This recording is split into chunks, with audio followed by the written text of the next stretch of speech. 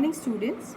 In alternating current, we have introduced AC circuit containing resistor, capacitor, inductor and the combination of it. If we have combination of two components like resistor, capacitor, resistor, inductor or inductor, capacitor, then we have discussed its phase relationship as well as we have drawn their phasor diagram. Now, to study this LC combination, first of all, we will discuss what is the energy stored in inductor. See, basically,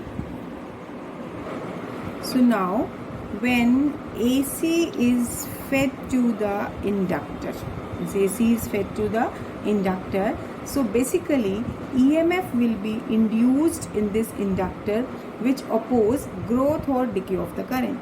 So this EMF induced, it is given by L di by dt. This is also known as back EMF. Now what we have to do, work need to be done against this back EMF in establishing the current.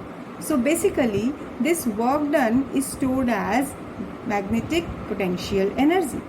Now to get the expression for the work done, that is the energy stored within the inductor, first of all we will take what is the rate of doing work. Rate of doing work, this is taken as E into I.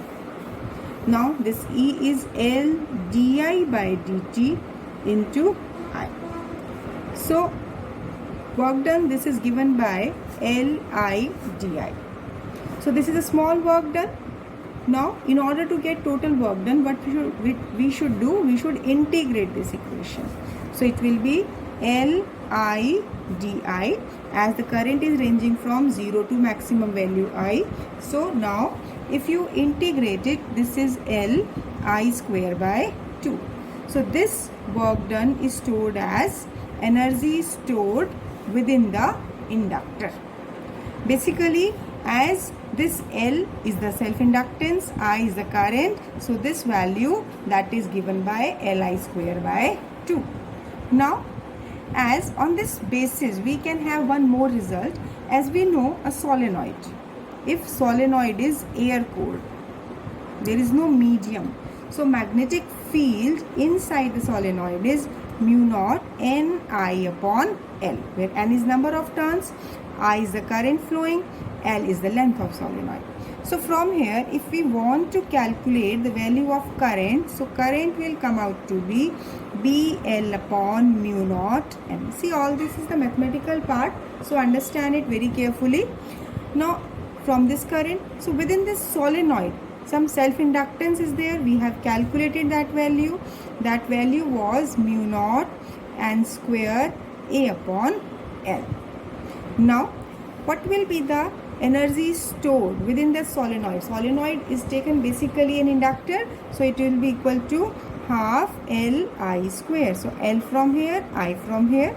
So here it will be half L is mu naught N square A upon L, and I square is there, so I am taking square along with B square L square upon mu naught square N square.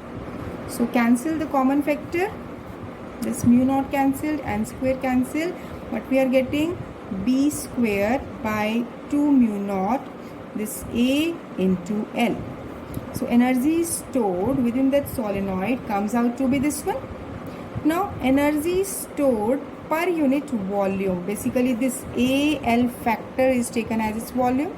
So energy stored per unit volume, this is taken as magnetic energy density. Energy density. So it will be come out to be B square by 2 mu naught. So actually, if you have been asked what is energy stored within the inductor, that is same Li square by 2. But if it has been asked what is magnetic energy density, this is magnetic energy density. Magnetic energy density means magnetic energy per unit volume. So it comes out to be this one. Sometimes this kind of expression can be asked to do. So you must be aware how we have to proceed.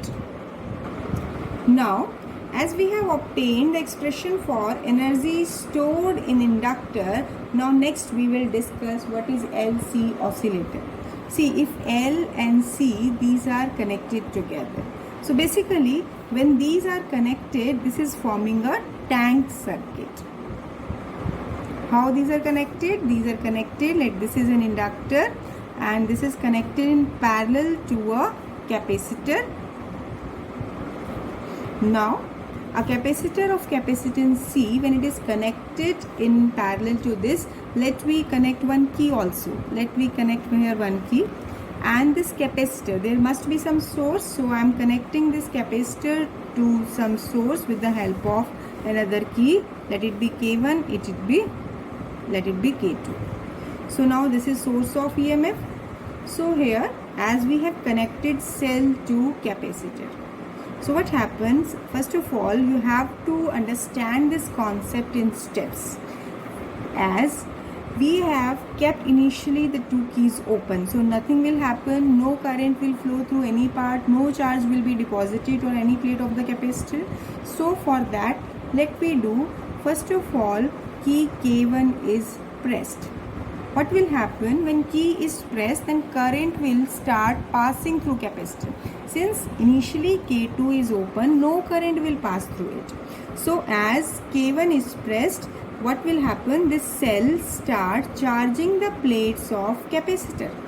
So that means charge will start flow. And what is the purpose of charge? That means capacitor plates will get charged.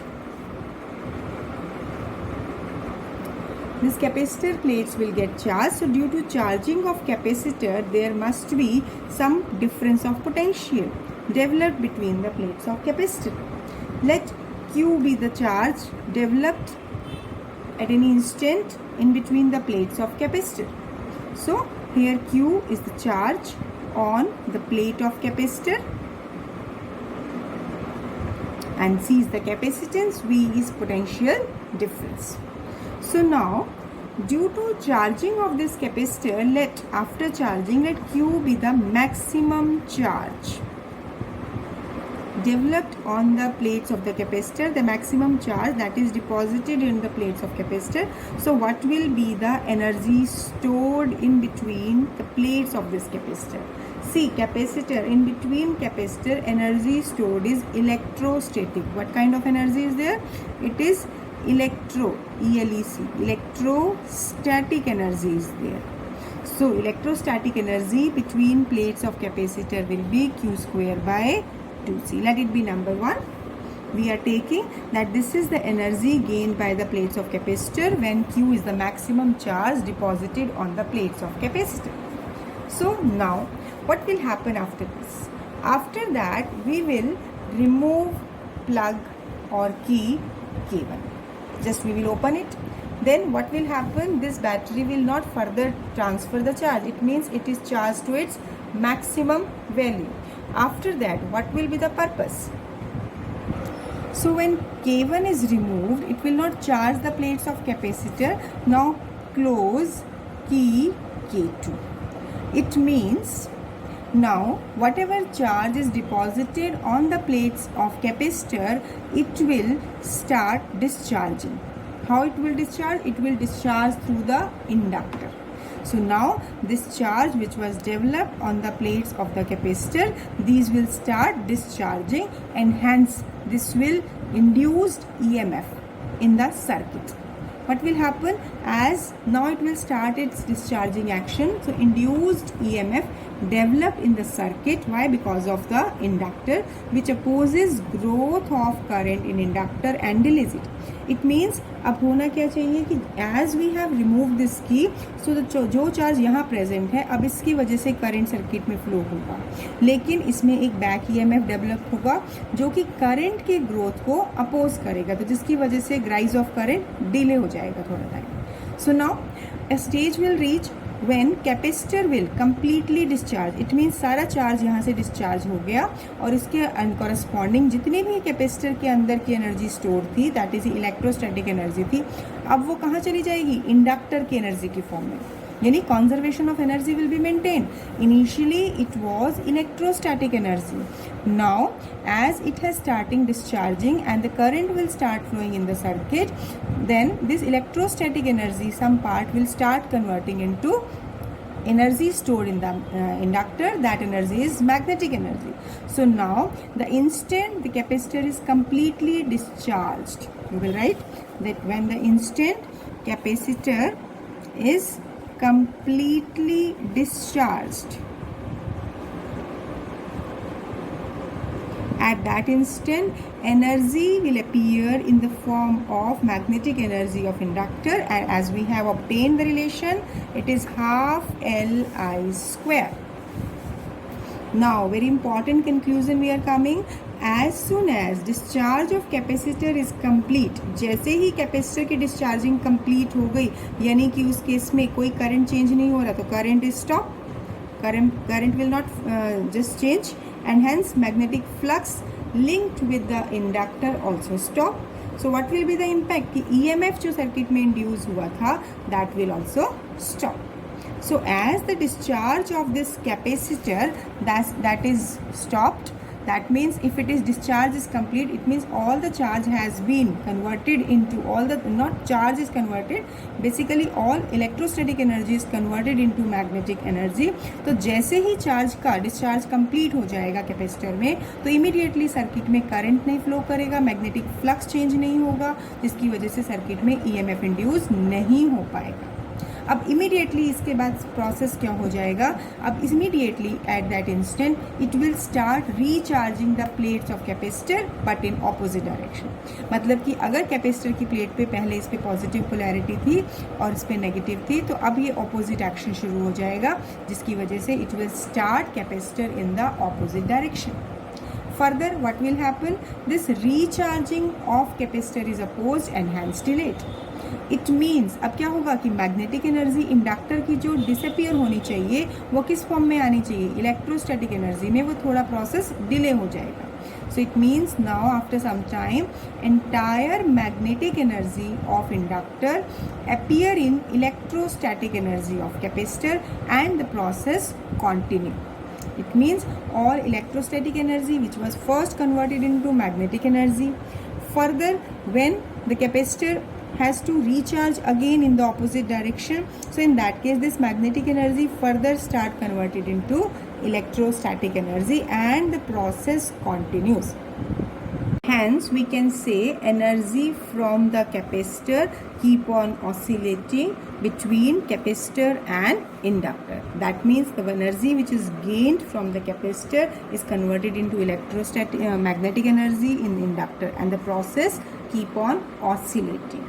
So if we take that the circuit has no resistance, although it is not possible practically, but for ideal conditions, as if there is no resistance and there is no loss of energy would occur, so in that particular case oscillations produced that will having the constant amplitude, which means there occur no loss of energy.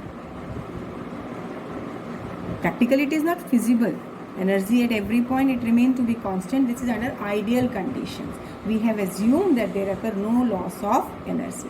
But in real sense, there occurs some loss of energy. Hence, amplitude of oscillations, it will go on decreasing, and the oscillations produced are called damped oscillations. So how can we represent this damped oscillation?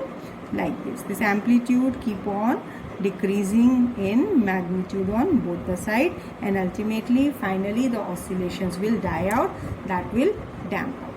Basically LC oscillation concept I have given you information just in brief, because in our syllabus that is just qualitative description is required, so we are not covering much detail about it, more mathematical part of it. Just we are taking into consideration that in this tank circuit how the energy get converting from electrostatic to magnetic, magnetic to electrostatic.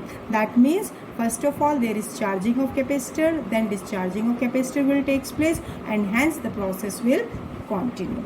So this is all about your LC oscillator. There can be one question. So now that question is, prove that energy stored in LC oscillator is constant. See, we have just discussed the point that energy expressions for inductor and capacitor were different. Now we will take that the total energy stored within the inductor at every inductor and capacitor, that is combination of these two, is always constant. As we know, energy stored in capacitor, Energy stored in capacitor is electrostatic energy, so it is Q square by 2C, and Q is Q naught cos omega t. We will take it as a result, although its description can be given in the books also, but we are taking it as a result. So now electrostatic energy is Q naught square cos square omega t by 2C. Basically this charge is, I am just giving a hint, this is sine omega t plus 5 under suitable conditions. When we are taking the conditions, when phi is taken to be 90, as in that particular case, this turned to be this equation, and there can be variability in the condition also. So I am taking this as a result. Now energy stored in inductor. Energy stored in inductor, that is UB, that is half Li square, where I is I naught sine omega t. So this UB will be half Li naught square sine square omega t. Right? So from here we are getting this basically. Actually, we can relate these two expressions as in order to get the value of I naught also in terms of charge, as Q is equal to Q naught cos omega t. As in this circuit you have seen that when inductor and capacitor, this capacitor inductors are connected, so there is a decrease of charge and there is an increase of current. So current is due to decrease of the charge. So I is equal to minus dq by dt. So when you will differentiate it, it will be minus Q naught differentiation of cos omega t. So it is minus Q naught cos omega t का differentiation लोगे तो minus sin omega t multiplied by omega. So I is omega Q naught sin omega t. तो यहाँ से हम इसको लिख सकते हैं I naught sin omega t, where this I naught is Q naught omega. So when you will study this LC oscillator in detail, taking all the mathematical steps, then all more details will be given there. But now we are taking only the brief point that is required. So now here this UB, this is taken as half L I naught, this is Q naught square omega square sine square omega t, where this omega square, as for LC oscillator, then we are taking that omega square is equal to 1 by LC. This is also the result that we are using further. So here this is omega, this is omega square, that is given by LC, 1 by LC. So now I will substitute this value here. This is 1 by LC sine square omega t. So now you can see it is Q naught square by 2C sine square omega t. So what is total energy is, this is electrostatic energy plus magnetic energy. Substituting both the values here,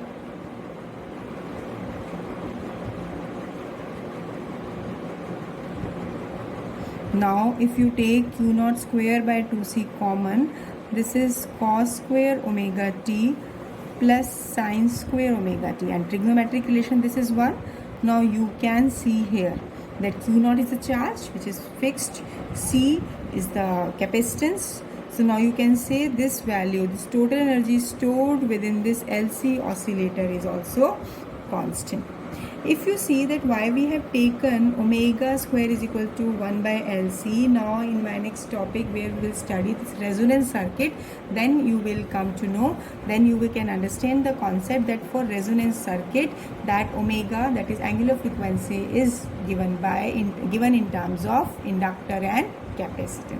So here we have taken it as a result. So this is just numerical, you can say, or one concept on the basis of this LC oscillator that we have discussed.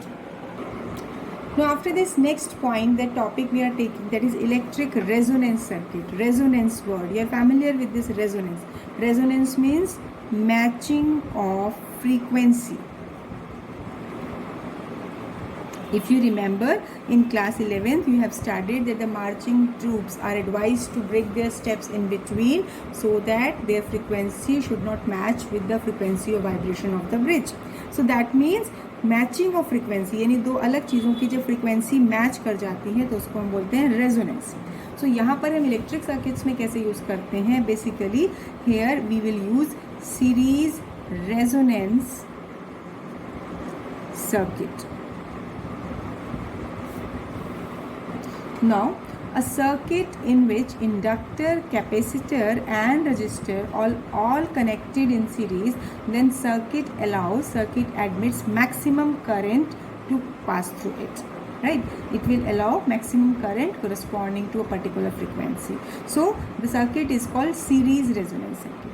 As we remember the results we have done, that in series LCR circuit, result is impedance is under root of R square plus XL minus XC square, where XL, that is inductive reactance, is omega L and capacitive reactance is 1 by omega C.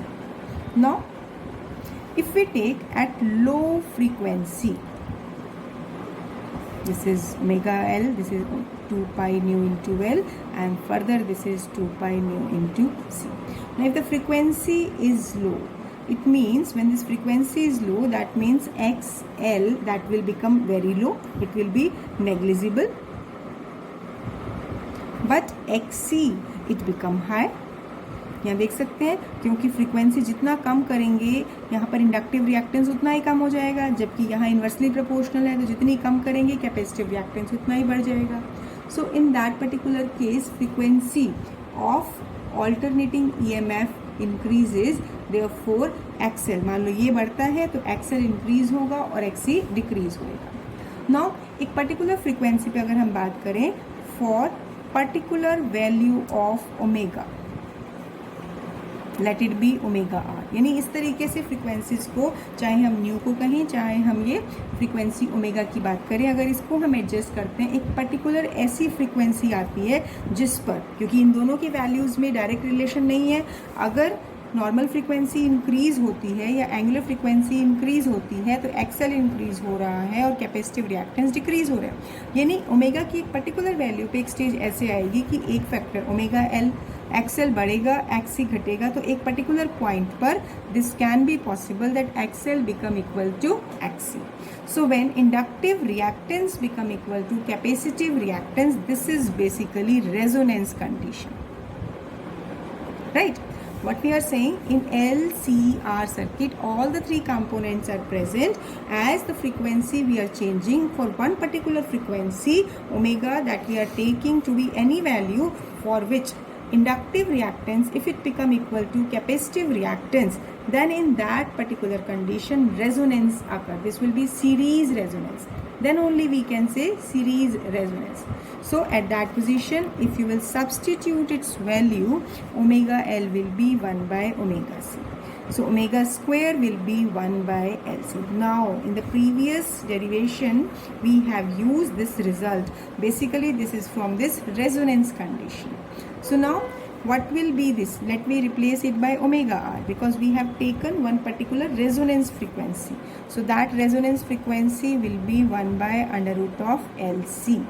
Now if we will substitute in terms of normal frequency, so now natural frequency of oscillation at resonance will be given by 1 by 2 pi under root of LC. This is resonant frequency. That means what is the essential condition for resonance? This is the condition for resonance. Now very important conclusion we are going to get from it. If XL equal to XC, what will be the impedance? See this result? Impedance is given by this one. Now if XL become equal to XC, that means their difference will be 0. So you can see at that condition, at resonance, when XL equal to XC, then impedance will be equal to under root of R square, that is R. What does it mean? In that condition, impedance, it will become minimum. देखिए circuit में हम ये नहीं कह रहे कि खाली resistance component present है, all the three parts are present, inductor, capacitor and resistance, but the value of frequency is in such amount varied so that inductive reactance and capacitive reactance become equal. So correspondingly their reactance will not contribute to the impedance and the circuit will behave like a resistive circuit and it will have its minimum impedance.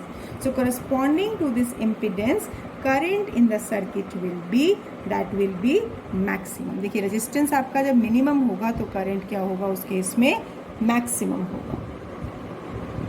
So now if we plot graph between current and frequency, so here we will see that the graph will follow this kind of curve where this particular point at which current is maximum, this is resonant frequency, because at this particular frequency XL equal to XC, impedance is minimum and current is maximum. So this can be conceptual problem. At what particular frequency current circuit, LCR circuit admits maximum current, that is at resonant frequency. So this is taken as your resonant frequency. So now as we know that the current is inversely proportional to resistance, it will remain valid. So let it is corresponding to low resistance, but if the resistance is increased, value of current will decrease. So in that particular case the curve can be like this, it will follow same shape like this, but here this will be, suppose this will be of 100 ohm, suppose resistance की value हम और कम और बढ़ा दें तो यहाँ पे current की पीक वैल्यू और कम हो जाएगी. यानी कि अब हम यहाँ से क्या देख रहे हैं, जितना रेजिस्टेंस बढ़ता जाएगा पीक वैल्यू ऑफ करंट उतना ही कम होता चला जाएगा. अब अगर इसी के करस्पॉन्डिंग हमें इम्पिडेंस का ग्राफ बनाना है, right, if we plot variation of impedance with the frequency, so उस केस में क्या होगा, देखिए रेजोनेंट फ्रीक्वेंसी पे करंट मैक्सिमम है तो इम्पिडेंस कितना होगा, मिनिमम होगा ना. तो मिनिमम होने के लिए अब हमारे पास क्या कर्व होगी, लाइक दिस. दैट मीन्स इस रेजोनेंस फ्रीक्वेंसी पे इम्पिडेंस मिनिमम हो गई जबकि करंट क्या है, मैक्सिमम है इस केस में. Basically, the practical application of this series resonance circuit, this is in the acceptor circuit. This series resonance circuit is another name for it is, this is acceptor circuit.